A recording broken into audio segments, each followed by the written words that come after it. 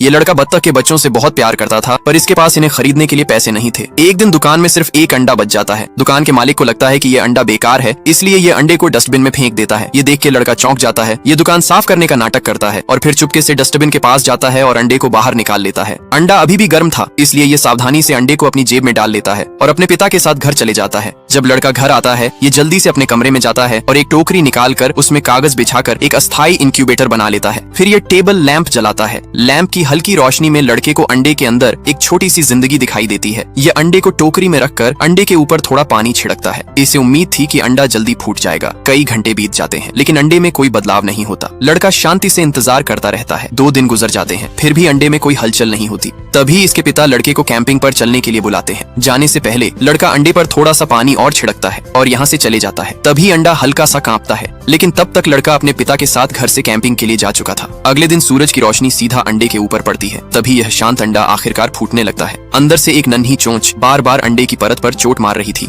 जिससे दरार और चौड़ी होती गई। दिन रात की मेहनत के बाद वह छोटा जीव बाहर निकल आता है। वह एक पीला सा बत्तख का बच्चा था और इसकी जिंदगी की छोटी सी यात्रा शुरू हो जाती है। यह धीरे धीरे लैपटॉप पर चढ़ा, फिर मेज के नीचे रखे हेलमेट पर कूदा और कपड़ों से फिसलते हुए नीचे जमीन पर आ गया। इसके बाद यह लड़के के स्वेटर के अंदर छिप जाता है। स्वेटर के अंदर गर्माहट थी, इसीलिए बत्तख का बच्चा सो जाता है। तभी कुछ गलत होता है। पिता स्वेटर उठाकर टोकरी के अंदर डाल देते हैं। जब बत्तख का बच्चा स्वेटर से मुंह बाहर निकालता है, पिता इसके ऊपर एक और स्वेटर रख देता है। फिर पिता टोकरी को वॉशिंग मशीन के पास रख देता है। ये एक एक कर कपड़ों को वॉशिंग मशीन में डालना शुरू कर देता है। क्या बत्तख के बच्चे की जिंदगी यहाँ खत्म होने वाली थी? लेकिन बत्तख के बच्चे की किस्मत बहुत अच्छी थी। ये चमत्कारी रूप से टोकरी से बाहर निकल जाता है। तभी लड़का भी घर वापस आ जाता है। ये टूटे हुए अंडे को देखता है और इसे समझ आ जाती है कि बत्तख का बच्चा अंडे से बाहर आ चुका है। ये फौरन बत्तख के बच्चे को ढूंढने लगता है। फिर ये वॉशिंग मशीन के पास रखी टोकरी के पास आता है और कपड़ों में बत्तख के बच्चे को ढूंढने लगता है। लेकिन बत्तख का बच्चा इसके बिल्कुल पास से निकल जाता है और खिड़की के